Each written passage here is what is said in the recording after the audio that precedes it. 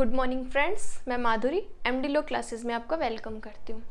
आज जो वीडियो है वो स्पेसिफिक रिलीफ एक्ट के बारे में, विनिर्दिष्ट अनुतोष अधिनियम। देखिए, ये एक्ट बहुत ज़्यादा टिपिकल है। बेर एक्ट एक बार पढ़ने से नहीं समझ आता, तो मैं कोशिश करूँगी कि ये एक्ट आपको ईजी वे में समझा सकूँ। तो आइए बात करते हैं स्पेसिफिक रिलीफ एक्ट। देखिए, स्पेसिफिक रिलीफ एक्ट की ज़रूरत क्यों पड़ी? सीपीसी तो है ही अपने पास, फिर ये एक्ट की ज़रूरत क्यों पड़ी?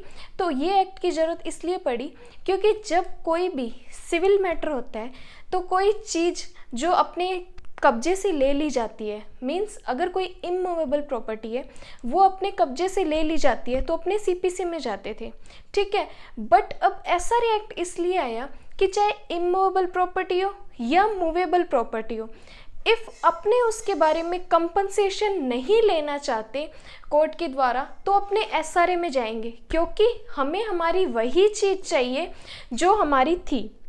सीपीसी में तो क्या होता था कि कोर्ट क्या करती थी, अपनों को उस चीज़ के बदले पार्टी से कंपनसेशन दिला देती थी। बट एसआरए में ये है कि वही चीज़ हमें चाहिए जो हमारी चीज़ थी, तो इसीलिए एसआरए एक्ट को बनाया गया।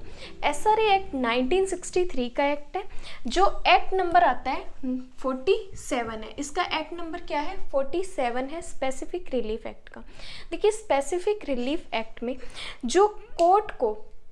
जो कोर्ट की पावर होती थी वो 2018 से पहले क्या होती थी, उसकी विवेकीय शक्ति होती थी कि वो चाहे तो वो चीज़ दिलाए, चाहे तो नहीं दिलाए। बट 2018 के बाद क्या हुआ कि ये अब कोर्ट का मैंडेटरी है, यानी कि कोर्ट के पास ये राइट है, मतलब मैंडेटरी है कि वो चीज़ अपनों को दिलानी ही पड़ेगी, ठीक है। ये है specific relief act. Specific relief act में दो प्रकार के रिलीफ की बात की गई है। एक तो बात की गई है कि स्पेसिफिक रिलीफ ही, और एक बात की हुई है निवारक अनुतोष की, ठीक है। मतलब ये पार्ट 2 में बताया हुआ है, ये पार्ट 3 में बताया हुआ है। अब बात करते हैं जो स्पेसिफिक रिलीफ एक्ट है, उसमें टोटल 3 पार्ट है जो कि 8 चैप्टर्स में डिवाइड है। लाइक अपने एविडेंस एक्ट पढ़ते हैं, एविडेंस एक्ट में भी 3 पार्ट्स दिए हुए हैं, वो 3 पार्ट्स को 11 चैप्टर्स में डिवाइड किया हुआ है। वैसे ही यहाँ पे स्पेसिफिक रिलीफ एक्ट को 3 पार्ट में बताया हुआ है, उन 3 पार्ट को 8 चैप्टर में डिवाइड किया हुआ है। इसमें टोटल सेक्शन है 44, टोटल सेक्शन है इसमें 44। वैसे तो 42 है, 43 और 44 रिपील हो चुके हैं, बट उनको भी अपने काउंट करते हैं और उनका ईयर याद रखना होता है कि 43 कौन से एक्ट से अमेंडमेंट से रिपील हुआ है, 44 कौन से अमेंडमेंट से रिपील हुआ है। आइए बात करते हैं। सेक्शन 1 कहता है short title, extent and commencement. किसी भी एक्ट को पढ़ने से पहले अपने हमेशा स्टार्टिंग में क्या देखते हैं कि उसका शॉर्ट टाइटल पढ़ते हैं, एक्सटेंट पढ़ते हैं, कमेंसमेंट पढ़ते हैं। बट आईपीसी में ऐसा नहीं है। आईपीसी में संहिता का प्रवर्तन के बारे में बात की है सेक्शन 1। और अगर अपने कॉन्स्टिट्यूशन की बात करते हैं तो कॉन्स्टिट्यूशन में शॉर्ट टाइटल, एक्सटेंट और कमेंसमेंट अपने लास्ट पार्ट में पढ़ते हैं, पार्ट 22 में, ठीक है। तो शॉर्ट टाइटल क्या है इसका? एसआरए 1963। इसको शॉर्ट में क्या बोलते हैं? अपने एसआरए, स्पेसिफिक रिलीफ एक्ट 1963। इसका एक्सटेंट हुआ है होल ऑफ इंडिया में। पहले जम्मू एंड कश्मीर पर एक्सेप्ट था, बट अब क्या हुआ, होल ऑफ इंडिया में। कौन सी डेट से हुआ है? 31 अक्टूबर 2019 से। इसकी कमेंसमेंट डेट क्या है, मतलब ये चलन में कब आया? ये 1 मार्च 1964 को है।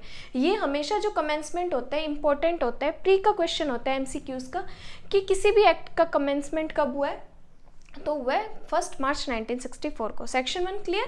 देन सेक्शन 2 आता है डेफिनेशन। डेफिनेशन क्या कहता है? 2A में आता है अपना ऑब्लिगेशन। ऑब्लिगेशन मीन्स बाध्यता।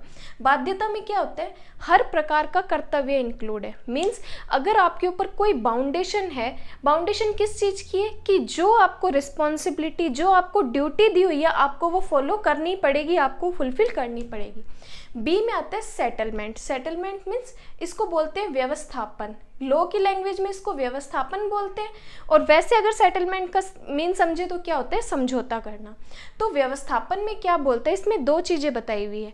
अब देखो, आप डायरेक्ट पढ़ोगे तो नहीं याद होगा, तो इसको क्या टुकड़ों में याद करेंगे कि जो सेटलमेंट में 2 चीज़ें क्या इंक्लूड है, क्या इंक्लूड नहीं है। फर्स्ट आता है कि क्या इंक्लूड नहीं है। इसमें क्या कहते हैं, विल और कोडिसाइड, मतलब विल और क्रोड पत्र जो भारतीय उत्तराधिकार अधिनियम 1925 में दिए हुए हैं वो इसमें इंक्लूड नहीं है। बट इसमें क्या इंक्लूड है, ये कहता है कि जो सेटलमेंट होता है ऐसी इंस्ट्रूमेंट है जिसके द्वारा या तो मूवेबल प्रॉपर्टी या इमूवेबल प्रॉपर्टी, पहले भी मैंने बताया एसआर एक्ट मूवेबल प्रॉपर्टी पे भी अप्लाई होता है, इमूवेबल पर भी, तो मूवेबल और इमूवेबल प्रॉपर्टी के क्रमवर्ती हितों के गंतव्य अथवा न्यायगमन को व्यनित किया जाता है।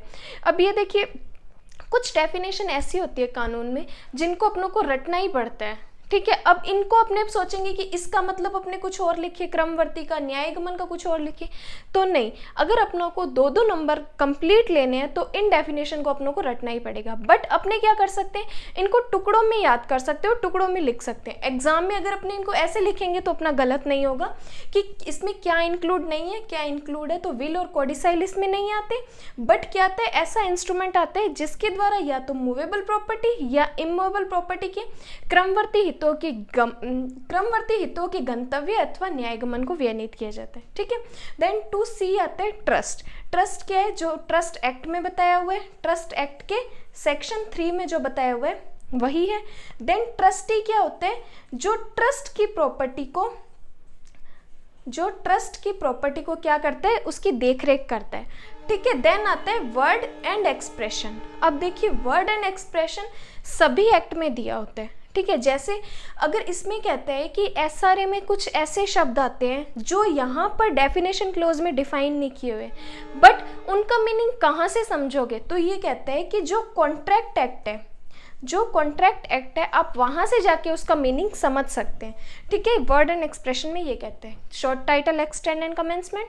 देन सेक्शन 2 डेफिनेशन, 2A में पढ़ा अपनों ने ऑब्लिगेशन, 2B में पढ़ा सेटलमेंट, 2C में पढ़ा ट्रस्ट, D में पढ़ा ट्रस्टी, E में पढ़ा word and expression, clear. Then आता है सेक्शन 3 सेविंग। सेविंग का मतलब होता है कि व्यावृत्तियाँ, हिंदी में बोलते हैं इसको व्यावृत्तियाँ, मतलब कि कौन सी चीज़ इस एक्ट पर अप्लाई नहीं होगी, कौन सी चीज़ इस एक्ट पर इफेक्ट नहीं डालेगी। तो इसमें 2 चीज़ें बताई हुई है। इसमें फर्स्ट कहता है कि अगर पार्टी ने कोई अपने बीच में, 2 पार्टीज ने अपने बीच में कोई कॉन्ट्रैक्ट कर रखा है, उस कॉन्ट्रैक्ट में कुछ कंडीशंस उन्होंने लिख रखी है, तो वो कंडीशंस अप्लाई होंगी। उसके अलावा अगर एसआरए एक्ट अप्लाई नहीं होगा, क्योंकि जो पार्टी ने कॉन्ट्रैक्ट कर रखा है उसी के अकॉर्डिंग वो चीज़ें चलती रहेंगी। सेकंड कहता है कि जो एसआरए है वो रजिस्ट्रेशन एक्ट पर इफेक्ट नहीं डालेगा। 2 चीज़ें कि अगर पार्टी ने कोई कॉन्ट्रैक्ट कर रखा है तो कॉन्ट्रैक्ट एक्ट अप्लाई नहीं होगा, एसआरए एक्ट अप्लाई नहीं होगा। सेकंड क्या कहता है कि रजिस्ट्रेशन एक्ट इस पर इफेक्ट, जो रजिस्ट्रेशन एक्ट पर इफेक्ट नहीं पड़ेगा, ठीक है। देन आता है सेक्शन 4, इंपॉर्टेंट क्वेश्चन है, प्री का क्वेश्चन है कि जो एसआरए एक्ट है वो सिविल राइट्स पर अप्लाई होगा, क्रिमिनल राइट्स पर नहीं। मतलब विनिर्दिष्ट अनुतोष अधिनियम का व्यक्तिगत सिविल अधिकारों के प्रवर्तन के लिए अनुदित किया जाना, न कि दंड विधियों पर। ये टाइटल आपको ऐसे ही याद करना पड़ेगा, ये एक शॉर्ट फॉर्म होती है ताकि ये याद रहे कि सेक्शन 4 किस बारे में डील करता है। ये शॉर्ट फॉर्म अगर आपको ये याद रहेगी तो आपको उसका कंप्लीट टाइटल भी याद रहेगा। मीन्स ये सिविल राइट्स पर ही अप्लाई होगा, क्रिमिनल लॉ पर नहीं, क्योंकि एसआरए सिविल लॉ है तो ये किस पे होगा, सिविल मैटर्स पर अप्लाई होगा, क्रिमिनल मैटर्स पर नहीं। देन सेक्शन 5 आता है इमूवेबल प्रॉपर्टी की रिकवरी, मतलब विनिर्दिष्ट अनुतोष का, विनिर्दिष्ट इसको क्या बोलेंगे, स्थावर संपत्ति, विनिर्दिष्ट स्थावर संपत्ति की का प्रत्युदरण। तो अगर ये कहते हैं कि अगर आपको इमूवेबल प्रॉपर्टी की रिकवरी चाहिए तो आप किस में जाएंगे, सीपीसी में जाएंगे। यहाँ पे आप नहीं आएंगे, आप सीपीसी में जाएंगे। देन सेक्शन 6 आता है, important and most important question है मेंस के लिए भी, प्री के लिए भी। Suit by person dispossessed of immovable property, मतलब स्थावर संपत्ति से बेकब्जा किए गए व्यक्ति द्वारा वाद। इसमें टोटल 4 सबसेक्शन दिए हुए हैं, मैं आपको इजी वे में बताऊंगी, आप ऐसे ही याद रखना तो आप कभी नहीं भूलेंगे। सबसेक्शन 1 कहता है कि कब कोई व्यक्ति वाद ला सकता है या किसके अगेंस्ट वाद लाया जा सकता है, मतलब व्यक्ति कब वाद ला सकता है। तो इसमें 4 की पॉइंट है, इस की पॉइंट से सबसेक्शन 1 क्लियर हो जाएगा। मतलब कि कोई व्यक्ति को उसके कंसेंट के बिना, फर्स्ट कीवर्ड कंसेंट के बिना, सेकंड लॉ के प्रोसीजर के अदर देन, मतलब विधि की सम्यक प्रक्रिया का पालन नहीं किया जाता। थर्ड क्या कहते हैं, डिस्पोजेस्ड कर दिया जाता है, बेकब्जा कर दिया जाता है। फोर्थ क्या कहते हैं, इमूवेबल प्रॉपर्टी से, मतलब कि कोई व्यक्ति जिसको उसकी कंसेंट के बिना इमूवेबल प्रॉपर्टी से विधि की सम्यक प्रक्रिया को फॉलो न करते हुए बेकब्जा किया जाता है, तो वो व्यक्ति क्या कर सकता है, वाद ला सकता है इमूवेबल प्रॉपर्टी के लिए। सबसेक्शन 2 कहते हैं कि कब सूट नहीं कर सकते। इसमें दो चीज़ें बताई हुई है। फर्स्ट क्या कहते हैं कि 6th मंथ के बाद, मतलब डिस्पोजेस्ड होने के 6th मंथ के बाद, 6 मंथ के बाद आप क्या कर सकते हैं, सूट नहीं ला सकते। सेकंड क्या कहते हैं कि आप गवर्नमेंट के अगेंस्ट नहीं ला सकते, गवर्नमेंट के अगेंस्ट सूट नहीं ला सकते। ये तो है नेगेटिव चीज़। अगर पॉजिटिव देखें, दोनों तरह से अपनों को लॉ पढ़ना पड़ता है, एक पॉजिटिव एक नेगेटिव।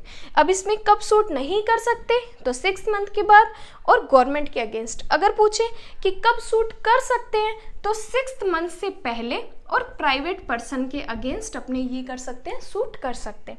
ये हुआ सबसेक्शन 2।